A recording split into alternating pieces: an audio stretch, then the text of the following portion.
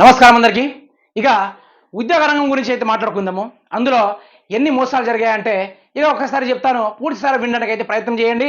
ఏదైతే డిఎస్సి పోస్టులు ఏవైతే ఉన్నాయో అది ప్రైమరీ స్కూళ్ళలో చెప్పే ఎవరైతే టీచర్లు ఉన్నారో వాళ్ళకే పూర్తి స్థాయిలో 70% రిజర్వేషన్ తోటి వాళ్ళకు జాబ్ వచ్చేలా చేసింది ఈ ప్రభుత్వం. నిరుద్యోగి అతనికి మాత్రం 30% రిజర్వేషన్ తోటి ఎగ్జామ్ రాసి డైరెక్ట్ ఆ 70% ఉన్నతోటి ఢీ కొట్టాలి. ఇది సాధ్యం అవుతుందా?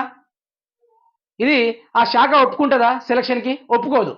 ఈ రెండు ఒక వేరులో ఉన్నాయి అనుకుంటే, ఇక్కడ హైలైట్ ఏంటంటే ఇక్కడ ప్రైమరీ వాళ్ళకి బాగానే పోస్టులు ఇచ్చిండు, ఇక స్కూల్ అసిస్టెంట్ వాళ్ళకి బాగానే పోస్టులు ఇచ్చిండు. పీటీల పరంగా చూసుకుంటే ఆడ బీపీఎడ్ చేసినోడికేమో జాబ్ లేదు, అప్లికేషన్ చేసుకునే అవకాశం లేదు. డీపీఎడ్ చేసిన వాళ్ళకేమో జాబ్ అప్లికేషన్ ఉంది. ఎట్లా ఉంది? డిస్ట్రిక్ట్ పరంగా చూసుకుంటే ఒకటే పోస్టు.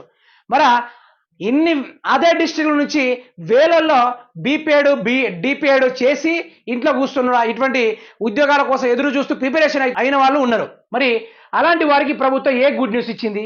ఏమి ఇయ్యలేదు.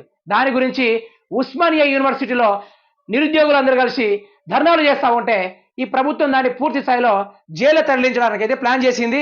గదే ఇంద్రమ రాజ్యము. ఇది రాజ్యమా లేకుంటే పెంట కూడా అని ముచ్చటైతే ఉంది. వినండిగా.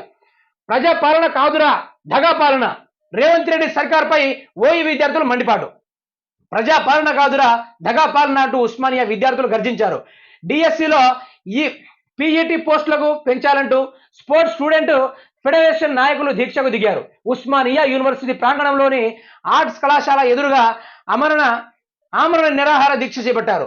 అయితే సమాచారం అందుకున్న పోలీసులు వెంటనే క్యాంపస్ కి చేరుకొని విద్యార్థులను అరెస్టు చేసి పోలీస్ స్టేషన్ కి తరలించారు. శాంతియుతంగా దీక్ష చేపడితే తమ మీద ఇంత దౌర్జన్యం చేస్తారా అని విద్యార్థుల సంఘాల నాయకులు మండిపడ్డారు.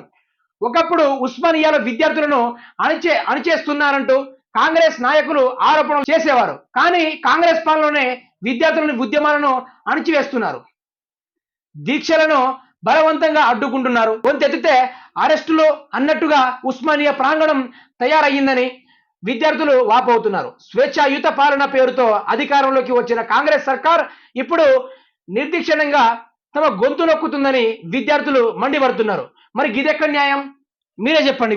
ఇదెక్కడ న్యాయం?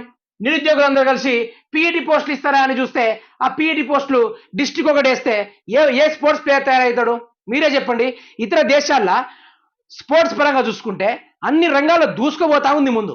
ఏ స్పోర్ట్స్లో చూసుకున్నా, కబడ్డీ చూసుకున్నా, క్రికెట్ చూసుకున్నా, కరాటే చూసుకున్నా, బాక్సింగ్ చూసుకున్నా, ఏ చూసినా కూడా అన్ని దూసుకుపోతా ఉంటే మన ఇండియా వాళ్ళు పోయి ఇట్లా చూసుకొని బాగానే ఆడుతున్నారు అని ఒక పార్టిసిపేషన్ సర్టిఫికేట్ తీసుకొని ఆ నుంచి వస్తున్నారంటే ఇగో ఇటువంటి ముఖ్యమంత్రులు తీసుకునే నిర్ణయం వల్లనే అవుతున్నారు. డిస్ట్రిక్ట్ ఒక పీటీని నియమిస్తారా? మీరే చెప్పండి. డిస్ట్రిక్ట్ని ఒక పీటీని నియమిస్తారా? అవుట్ సోర్సింగ్ చేసే వాళ్ళు చాలా మంది ఉన్నారు. మరి గట్లాంటి వాళ్ళ ప్లేస్లో వాళ్ళు కూడా ప్రిపేర్ అవుతున్నారు కదా. ఒక స్కూల్లో రెండు పీటీలు పోస్టులు వేసిన డిస్ట్రిక్ట్ కింద ఒక 10-15 స్కూళ్ళు ఆల్రెడీ ఉంటాయి, లేకుంటే 4 ఉంటాయి, కొన్ని దాకా 5 ఉంటాయి, కొన్ని దాకా 3 ఉంటాయి, కొన్ని దాకా 4 ఉంటాయి. మరి అటువంటి స్కూళ్ళలో ఒక్క పీటీ పోస్ట్ ఎత్తే మిగతా వాళ్ళు నిరుద్యోగులు ఎదురు చూస్తూ ఉన్నారు. వాళ్ళ పరిస్థితి ఏంటిది? మీరే చెప్పండి రేవంత్ రెడ్డి గారు. దేని పూర్తి స్థాయిలో ఖండించడానికి ఉస్మానియా నిరుద్యోగులందరూ కలిసి దీక్ష చేపడతా ఉంటే ఆ పోలీసులు చూసి గుంజుకుపోతున్నారట. మరి అదేవిధంగా గత ప్రభుత్వం ఉద్యోగాల కోసం పోరాడుతూ ఉంటే బీఆర్ఎస్ పార్టీ వాళ్ళు ఏ విధంగా అయితే లాఠీ చార్జీలు చేశారో దానిని ఖండించారు కాంగ్రెస్ ప్రతిపక్షంలో ఉన్నప్పుడు. వీళ్ళు ఖండించారు. మరి వీళ్ళే అధికారంలోకి వచ్చినప్పుడు ఉస్మానియా విద్యార్థులు గొంతెత్తా అంటే వాళ్ళు లాఠీ చార్జీలు, వారిని జైలు పాలు చేస్తున్నారు. మరి ఇదెంతవరకు న్యాయమో మీరే చెప్పాలి రేవంత్ రెడ్డి గారు. మీరు దయచేసి డిఎస్సి పోస్టులను పూర్తి స్థాయిలో పీటీలను కొంచెం ఎక్కువ మోతాదులో రిక్రూట్ చేస్తే బాగుండేది.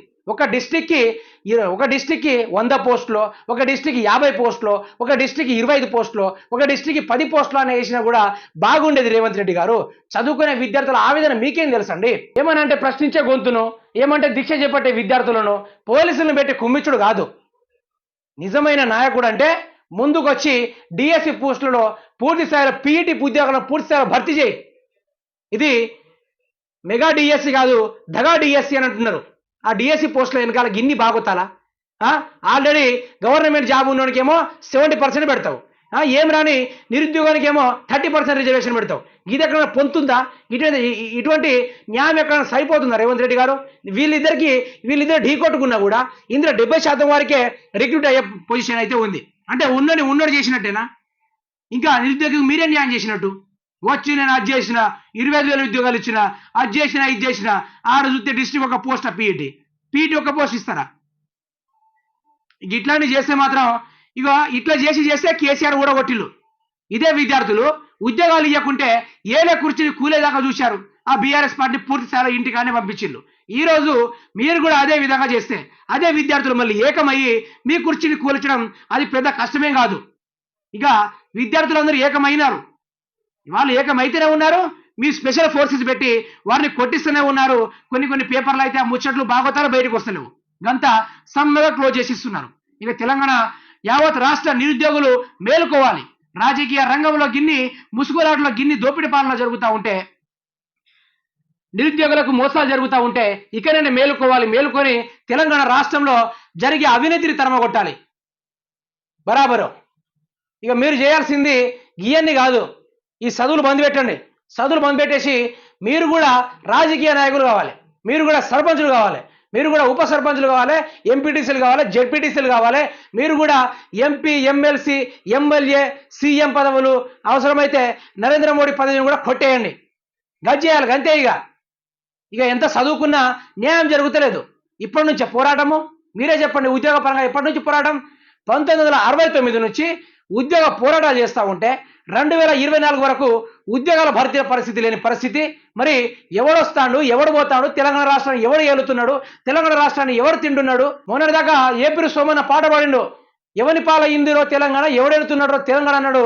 ఇక తీరా ఆ గొంతు కూడా మూగపోయింది. ఈరోజైతే పాడే గొంతులు లేకపోయే, అదేవిధంగా సపోర్ట్ చేసే పత్రిక మీడియా లేకపోయే. ఏమని అంటే పూర్తి స్థాయిలో పార్టీలకే అమ్ముడుపోతున్నాయి. ఇక విద్యార్థులు మేలుకోవాలి.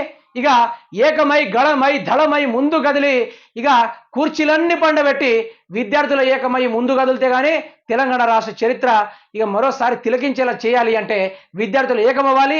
ఉద్యోగాల భర్తీల కోసం శూన్యంగా పోరాటం చేయాలి, బరాబర్ చేయాలి. బాగుపడుతుంది వ్యవస్థ. లేకుంటే ఈ ఉచిత పథకాలు ఎవరికి కావాలరా భయ్? ఉచిత పథకాలు ఎవరికి కావాలి? ఇతర దేశాలు అన్ని రంగాల ముందుకు దూసుకుపోతున్నాయి. యాడ చూసినా కూడా రోడ్ల మీద కూడా చెద్దరు లేకుండా కూడా పడుకునేంత డెవలప్మెంట్ ఉంది ఆడ. మనకాడ ఇంట్లో కూడా దుబ్బ ధూళి ఉన్న పరిస్థితి, ఇంట్లో కూడా మురిక్కలో ఉన్న పరిస్థితి. ఉచిత పథకాలను చెప్పి వేల కోట్ల రూపాయలు దోచుకొని ఇతర దేశాల్లో పోయి దాచిపెడుతున్నారు. తెలంగాణ ప్రజలకు అర్థం కావాలి, తెలంగాణ రాష్ట్ర నిరుద్యోగులకు ఇది అర్థం కావాలి. మీరు పార్టీని పోయి మా రేవంత్ అన్న, మా కేసీఆర్ అంటే ఎవడు ఏం పెట్టాడు? వాళ్ళు ఉద్యోగాలు ఇయ్యరు, ఏం చేయరు. కానీ ఒకడంటాడు సన్నాసి అందరికీ ఉద్యోగాలు రావాలంటే రాదుగా అన్న. ఎందుకు రాదు? ఇతర దేశాల్లో అందరికీ ఉద్యోగాలు వస్తున్నాయి. ఇతర దేశాల్లో యువతలు అందరికీ ఉచితంగా విద్య ఉంది, ఉచితంగా వైద్యం ఉంది. చదువుకున్న విద్యార్థులకి 10 పాస్ అవ్వగానే వాళ్ళకి ఉద్యోగాలు, ఇంటర్ పాస్ అవ్వగానే ఉద్యోగాలు, డిగ్రీ, గ్రాడ్యుయేషన్ ఇట్లా అవ్వగానే ఒక్కొక్కరికి ఒక్కొక్క రకంగా ఉద్యోగాలు ఉన్నప్పుడు తెలంగాణ రాష్ట్రంలో ఎందుకు ఉండదు? భారతదేశంలో ఎందుకు ఉండదు? ఇక మీరు మారాలి, మీరు మారాలి. మీరు మారితే కానీ తెలంగాణలో మళ్ళీ ఉద్యోగం చేయడానికి పంతు పట్టుకోవాలి. ఒక్కొక్క నాయకుడిని కాడితే మొదటి కింద పోసుకోవాలి. ఆ విధంగా చేస్తేనే కానీ తెలంగాణ రాష్ట్రంలోని ఉద్యోగాల భర్తీకి ఇక రానున్నవి చెప్తుంది. ఇట్లా జరుగుతాయి తెలంగాణ రాష్ట్రంలో.